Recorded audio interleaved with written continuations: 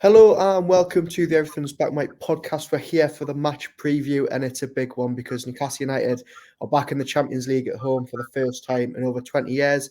I'm Newcastle United editor Aaron Stokes. I'm joined as usual by John Gibson to look forward to the game. John, I can imagine you're absolutely buzzing for tomorrow, are you? Oh, without question. It seems a long, long time.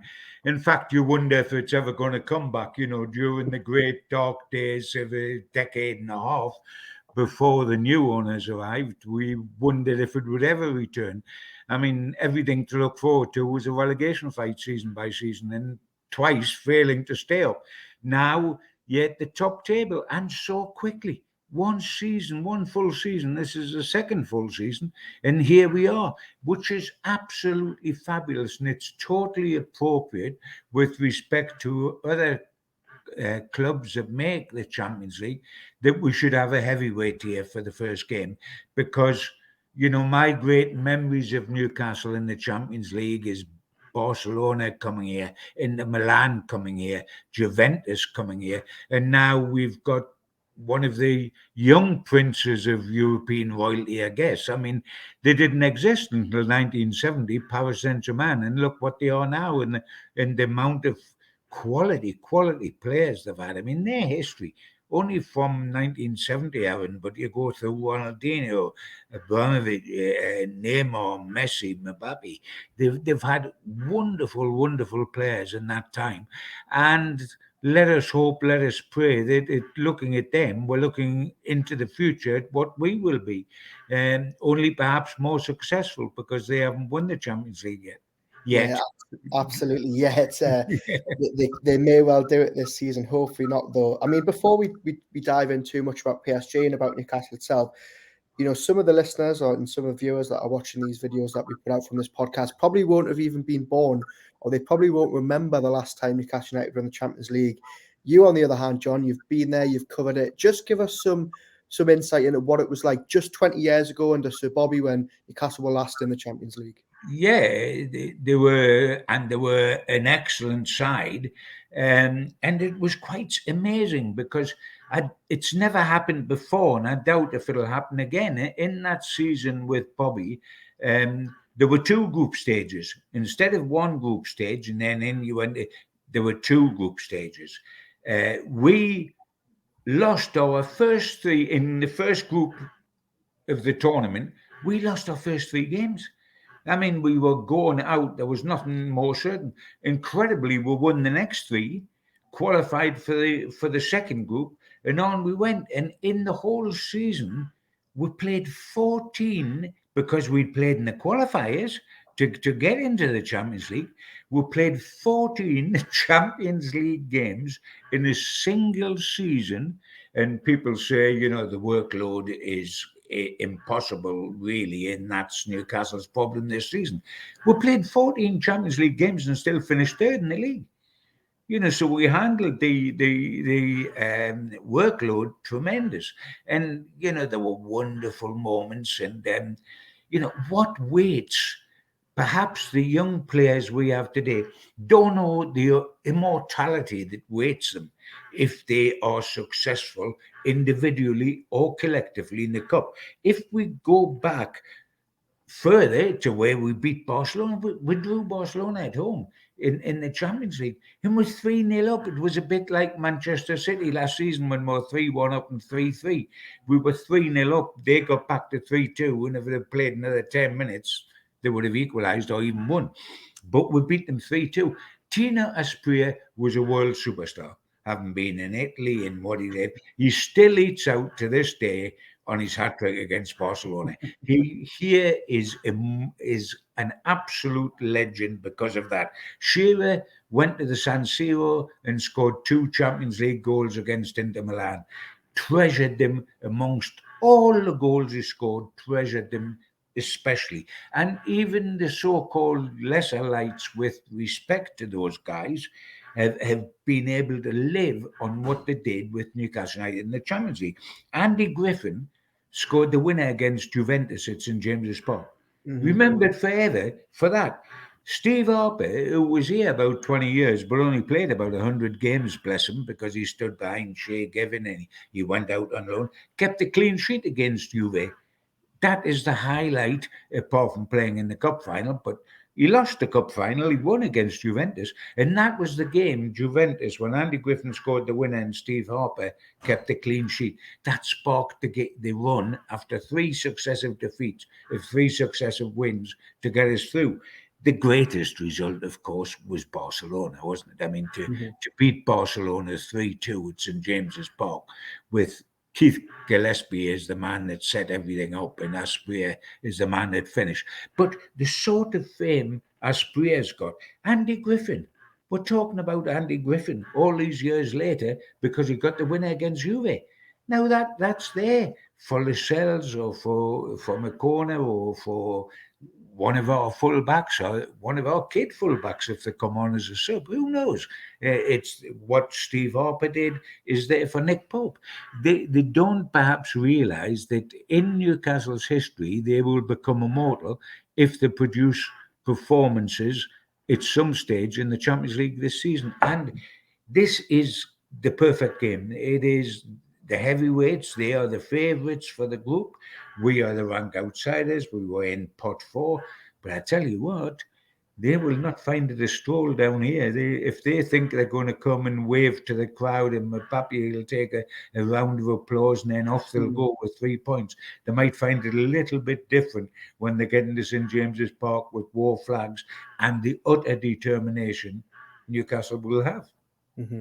I mean, absolutely. You talk about there, making these memories as a player. I think you only had to look at the players lining up at the San Siro a couple of weeks ago. Dan Burn, Sean Longstaff, Jacob Murphy, bless him, couldn't keep that smile and grin off his face, could he? These players, I mean, that San Siro experience must have been absolutely fantastic. But at home, war flags, 52,000 fans. And me and Andrew were talking about this on the Monday show about how the Burnley atmosphere seemed a little bit flat. Yes. And you felt like it was just, they were just wanting to get this game out of the way so that Wednesday could come, the game that really matters to them. It's going to be some experience on Wednesday night. And I think just looking at that Milan game, good result on paper, maybe not the best performance, but how much will Newcastle have learned from that game? An awful lot. And the result was the most important thing of the lot because we were in rehabilitation. We'd lost 3 games on the trot. We're in rehabilitation, which is actually virtually completed now with 4 wins and a draw in our last 5 games. But if we'd gone to AC Milan and got taken out 2-0, there would have been no humiliation in that, but the bubble would have burst. We had to get a result. What will be remembered in years to come is that we went to the San Siro and got a 0-0. We have never lost in the San Siro. We've played in the San Siro 3 times in Europe, and we've drawn 3 times in Europe, going right back to the first cup when Wyn Davies played, right away through to today. And the important thing was the result, not the performance. When you go to Wembley, not many fans can reel off who you've beaten on the way to Wembley or whether you played well or not. Wembley is what matters. And if we get through this group, that point will be vital towards us getting through the group. But if we do get through, Andrew, it'll be on our home performances. Sorry, correction, home results. Never mind performance, home results. And that starts here. We've got 3 home matches when a point away is a bonus. We've got to win at home to have a chance of qualifying. And it starts with theoretically the hardest one of the lot, the favourites for the group, Paris Saint-Germain. But they're not in scintillating form. They've been in better form.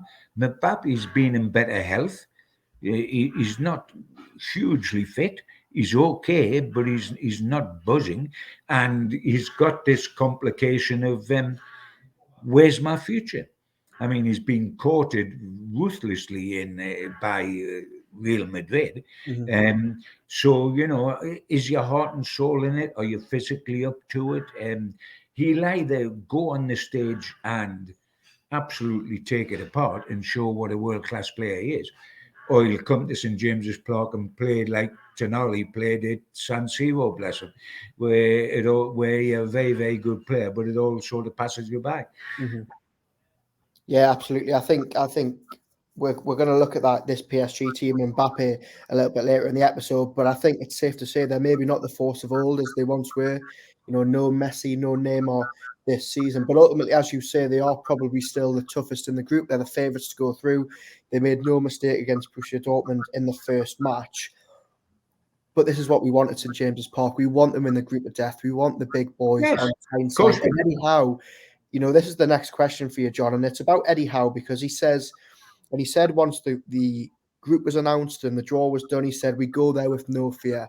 What will his message be to the players in that dressing room on Wednesday evening? What will he be saying before they step out at St James's Park? Well, for a start, he'd be saying you can't live with the big names. You weren't beaten in AC Milan against AC Milan in the San Siro. They're 7 times winners of the Champions League, and you held your own with them. Now you're coming at home. They will be more afraid than Newcastle at the kickoff because when they think they know, they've seen it all, know it all, etc. When they walk out there with the war flags and the fanatical Geordies, believe you me, that will be a new experience. There isn't an experience like that at other grounds within Europe. This will be new for them, and I think all Eddie's got to do is sit down and say, look, the majority of you here have been here from day one when we started this wonderful adventure. And certainly Trippier and Bruno were in at that stage. Did you expect to come this far? Did you expect last season to be fourth top and make the Champions League and make Wembley? Nothing is impossible. Nothing is impossible, and we've proved that time and again. We haven't been in the greatest form early in the season, but right now we've won 4 games and draw near that out of our last 5. We've kept 5 clean sheets. We've won 8-0 away from home in the Premier League. We've beaten the European champions and knocked them out the League Cup. What is there to fear? If you can overcome Manchester City, if you can score 8 goals away from home, and it doesn't matter that it's Sheffield United, Man City went to Sheffield United and only won 2-1. So you can take everything from the way we've been. And you know what will get Newcastle through? The passion, the commitment, and the intensity. Because there's no question, we're up about it. We're up against it. We haven't got Botman, we haven't got Joe Linton, Wilson, Barnes, Willock. That's an awful lot. Now, maybe the team will survive that, but the squad it'll be tough for the squad. You look at the bench and all those guys, I mean, a lot would have started, but they would at least be on, you'd have a very strong bench with everybody available. Everybody isn't available, so your bench is going to be very limited. So your options during the match are going to be very limited.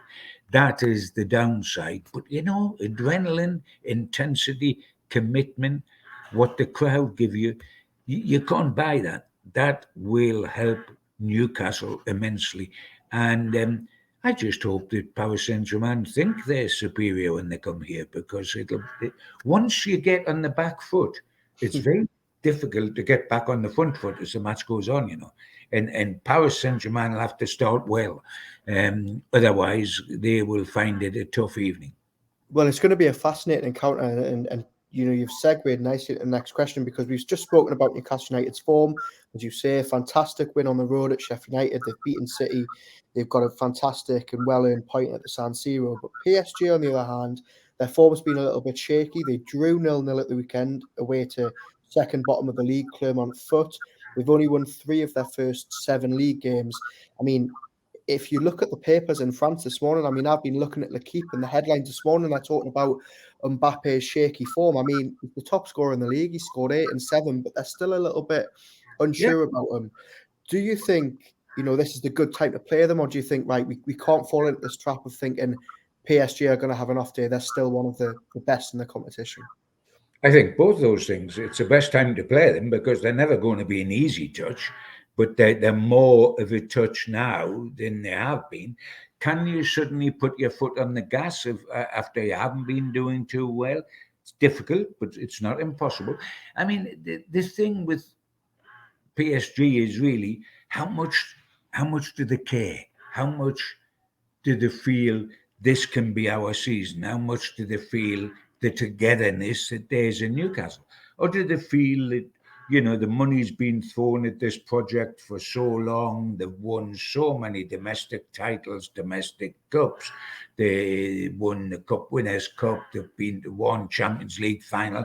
Do they think that the chances perhaps passed them by? You've got Messi gone, you've got Neymar gone, you've got the rumours that Mbappe's going to go, perhaps at the end of the season. Now, does that bond the rest, or do they suddenly start thinking this is not our time? Subconsciously, not literally, but subconsciously. And then, how much have you got in reserve, in determination, in commitment, in sheer bloody mindedness if Newcastle get amongst you?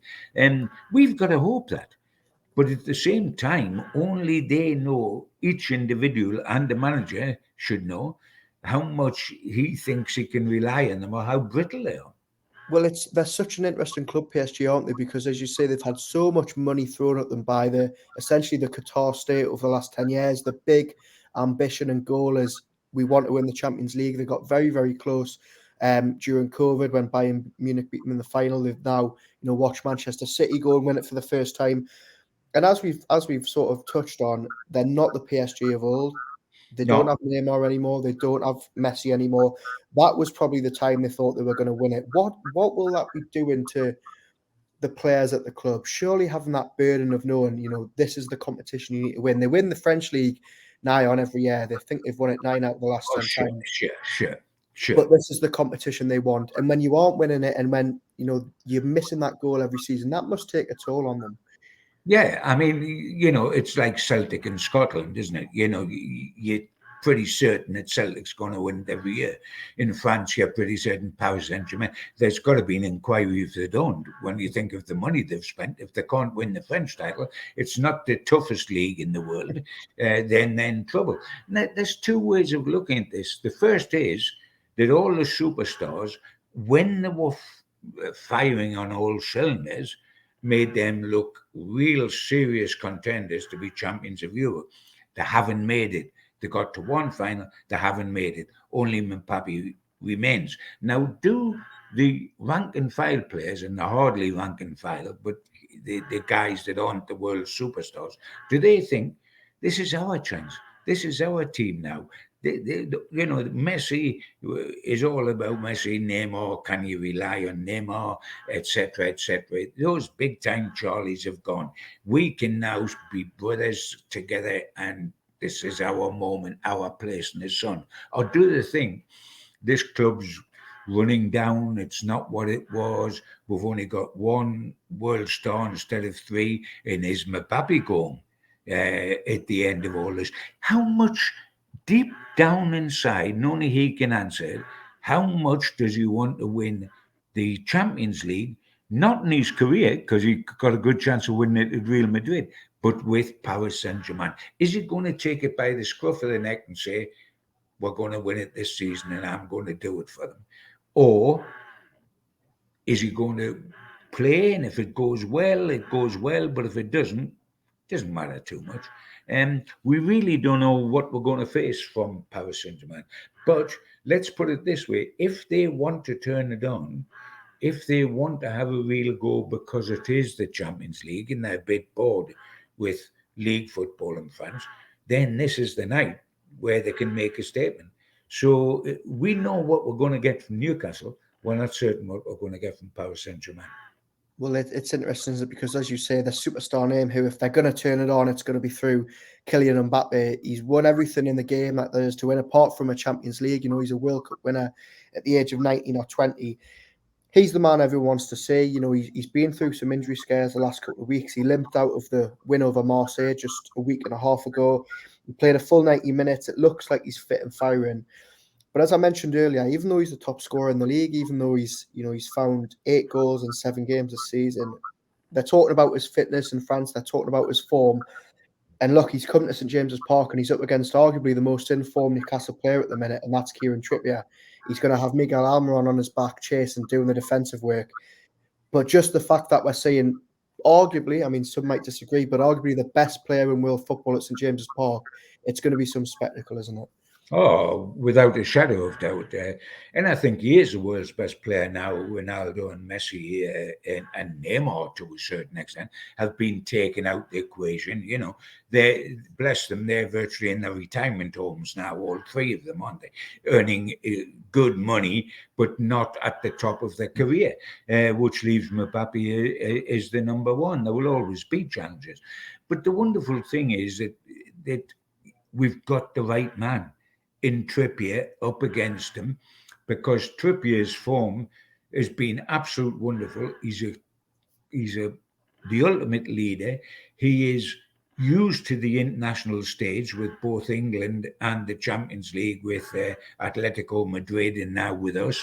And if you remember, when we went to play AC Milan, their outstanding player, their potential match winner, was the little Portuguese guy that played outside left. Remember the one that did all the tricks, come inside, and at the last moment fell over the ball when he was trying to do an audacious back heel. He was their star man before the game, you know, their match winner. And Trippier looked after him. No danger.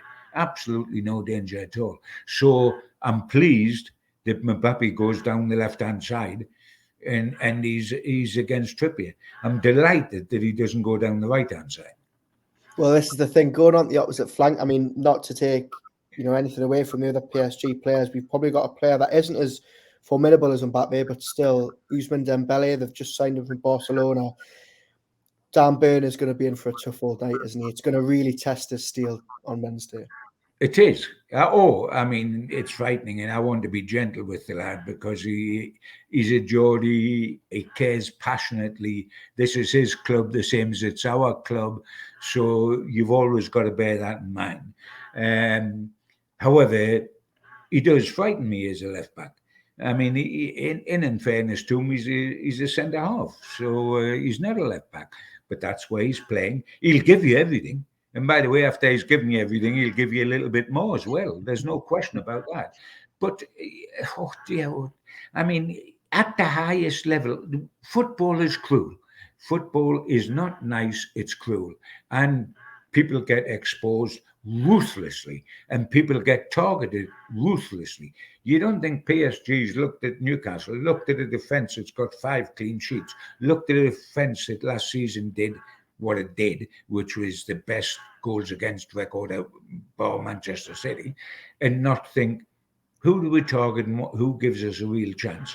And they'll have been watching Newcastle recently. And the big man is almost too big for a left back to start with, your legs, etc., etc.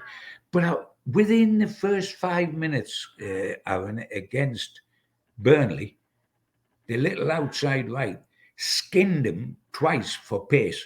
And when you watched Big Dan turn to give chase, I mean, it was so slow the turn, it reminded me of the Queen Mary with tugs pulling it round, the guy was always, and I was frightened to death because I thought if he does catch him, he'll bring him down, and by then it'll be in the penalty area. But then, of course, he wasn't going to catch him. But I mean, Dan will give you everything, and I've got an awful lot of time for Dan. But can I put it this way? He's not a Champions League left back. You look at players and you say they're comfortable in the Champions League. Trippier and Bruno and Isaac and Gordon, and you can go on and say they are Champions League players. With utmost respect, I don't think Dan is a Champions League left back, but he can be quite clever. He tucks in, they get bodies around him so he's not exposed. He always seems to be able to make that last-ditch tackle, which you think is going to produce a penalty and doesn't. And he will really give you everything. He's not the future of Newcastle as a left back. He's off with having in the squad, but as a left back, the future will be Hall. at left back. But he does worry me a little bit regarding Wednesday night. Yeah, I've got to say that. But so, I mean, with that worry and with the sort of calibre of opposition he's going to be up against what we think is going to be Dembele, would you be tempted to take him out and play Hall? I mean, Hall, even though Dan Burn's not left back, Lewis Hall has obviously played a handful of games in his senior career. Or do you think they've got no choice but to just stick with Dan Burn? Well, can I rephrase it another way? Eddie Howe will stick with Dan Burn. Yeah. But there's no question about that, because Eddie Howe has great faith in Dan Burn, and there's great faith in Dan Burn being a left back. Because if you think there's 3 orthodox left backs who could play there in Target, Dummett, and Hall. And I know Hall was a midfield player as a young lad at Chelsea, and that's why he started a bit further up the other day. Mm-hmm. But he made his name, if you like, at left back, and I think we bought him as a left back. So there's 3 left backs waiting there, but for various reasons, none of the 3. I think it would be some call, and there's absolutely no chance of it happening, to put Hall at 18 in for his first team start against Paris Saint-Germain in the Champions League. I don't think for 1 second that's going to start. He would have had to come into the picture earlier than this to play in this game. Whether, in fact, Hall should play at West Ham would be a totally different kettle of fish. But he won't play in this. He won't start in this game. Absolutely not. The manager will stay with his back 4 as his back 4. And that, I mean, Lascelles for Botman, of course. It would be some vote of confidence if we did see Hall. But look, Eddie Howe surprised everyone by starting Jacob Murphy in the San Siro. So stranger things have happened. But I think we're both in agreement, John, that the back 5 will be Pope, Trippier, Lascelles, Schär, and Burn. Yeah. For me, I think also because of the injuries to Harvey Barnes and to Callum Wilson, I think the attack probably picks itself in the sense that you have Gordon on the left, Miggy on the right, and Isak through the middle. Not much choice. You don't Not have much choice there. Unless he decides, as we just said, to throw Jacob Murphy from the start again. But I think if you go into the midfield, that is where you can start to have a little debate about it. Now, for me, I think Bruno will start, absolutely. I think Sean Longstaff has to start, given his recent form. But then there's a huge debate. If Joelinton is out, which we expect, he's obviously picked up that hamstring injury after just 3 minutes at Burnley. The only real debate is Anderson over Tonali. Now, I'm interested to know who you would start out the 2 of them. Do you go for that Champions League experience of Sandro Tonali? He's been there, he's done it in the competition. Or do you go for the man who's probably more in form in Elliot Anderson? I go for Elliot Anderson. I start the team that started against Burnley. Yeah. Because you haven't got Botman, you haven't got Joe Wilson, Joelinton, you haven't got Wilson. That eliminates the situation. Now, early doors, this is just my thing, Nando. Early doors, we talked about the Newcastle midfield was not balanced. And we got 3 defeats on the trot. It wasn't balanced. We weren't Tonali coming in, not his fault whatsoever. Quality player, but it unbalanced the thing. What does Bruno do? We had no Sean Longstaff in at the time, if you remember. And it looked very unbalanced. You know what? Recently, it's looked terrific. Mm-hmm. The midfield has looked terrific. And that has been with Longstaff, Anderson, and Bruno. Everybody's saying Bruno's back to his best. He's looking good. He's back. You know why he's back to his best? Because Longstaff's sitting there. Yeah, exactly. It's allowing him to get forward and he looks happy again. The thing that worries me with Bruno, when it's not going well, he'll put somebody in hospital, bless him. He gets so annoyed with himself, the tackle comes in and you're shouting, "Oh no," before it happens, because it's going to happen. And now that's frustration. And I'm not blaming that on Tonali. It's tactically frustrating for him. Now you've got Longstaff who's ready to sit, get up and down, but sit and do the dirty work Bruno does what he does best, which is be an offensive player. And young Anderson, who had terrific form pre-season, didn't get at the beginning of the season, didn't get in the side which many people wanted to. Neither Anderson or Longstaff were in the side during the bad run, but have been in the side in fairness during the good run. All Anderson needs, is a goal. Yeah. All he needs is a goal, which he thoroughly deserves to really set him up. And I thought he might have got it against Burnley with that header when the goalkeeper just got a hand to it and kept it out. But I think Anderson has deserved to be in the team, and I think Eddie Howe recognises Eddie Howe's favourite word, trust. He recognises he can trust Anderson. And to be truthful, hey, I'm not having to go to Tonali. Tonali has so much ability, it's untrue. Tonali will come good, but it isn't happening yet. And we talk about, his experience and he's been in the Champions League and he's done this and he's done that. Maybe, and that's true. But I tell you what, his worst performance was in the San Siro. For us, he had no impact on the game. I thought it was awful how he got hooked on 70 minutes because it made him look really guilty, if you like, back in his home territory. But that's life. I think it'll be the same team as played against Burnley. I don't think Tonali will start. I think Tonali will be on the bench with Murphy and the two young fullbacks, and all of those might well get on in the second half. But I don't think they'll start. I think he'll go Bruno, Longstaff, and Anderson because it's worked and because they're uncomplicated and they complement each other. At the moment, they've still got to work out how to get Tonali and Bruno on the same side and have them both at their best. Absolutely, yeah, I would This agree is with not that. the game to experiment and try to find it, by the way. Yeah, yeah, I This completely isn't the agree. game to try to find it. Let's do that in a league game against Crystal Palace if you want the next home game. Don't do it in the Champions League where you've got to hit the ground running to have a chance. So let's go with the midfield that's been doing it. And it has been doing it recently. It's very surprising because it's a couple of locals in there who weren't supposed to be in. It was our midfield was supposed to be three huge name internationals: Joe Linton, Bruno, and Tonali. And yet, two of them are two of our own kids, Longstaff and Anderson. It's quite phenomenal, really. But Absolutely. it works. And if it's not broken, don't try to fix it. Exactly, Eddie. If you're listening, leave it till West Ham or Palace before you start trying to make any late Don't do it changes. for this game. Let's stick with what will work in this game. Exactly. Right. Well, John, I can't let you go before asking you for a prediction. How do you think the game's going to go? How do you think Newcastle are going to fare in it?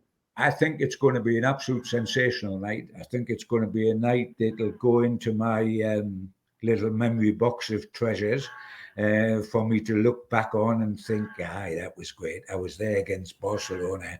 I was there against Juve, and I was there against Paris Saint-Germain. I think it's going to be absolutely terrific. I think it's going to be very hard. I think we're going to bite our nails and it's going to be thrust and parry. But I honestly believe that we're just going to squeeze it by a goal margin. I'm not saying 1-0, it might be 2, but by a 1-goal margin. I actually believe we're going to squeeze it and that we're not going to get turned over. Heaven forbid, we don't want our night spoiled that way. A draw would be honourable. But I honestly think we're going to squeeze it by a single goal. Yeah, look, I don't think too many people listening to this will disagree with you, John. I think a couple of things: Newcastle's form at the minute, PSG's form at the minute, and as you say, just that atmosphere at St James's Park, it's going to be absolutely electric. Fingers crossed, your prediction is right, John. Thanks very much for joining us. Enjoy the game tomorrow night, and thank you very much for everyone who's been listening or watching at home. We'll have loads more podcasts. Andrew will be back to host some pre and post match PSG ones. But until then, thanks very much for listening, and we'll speak to you very, very soon. Cheers.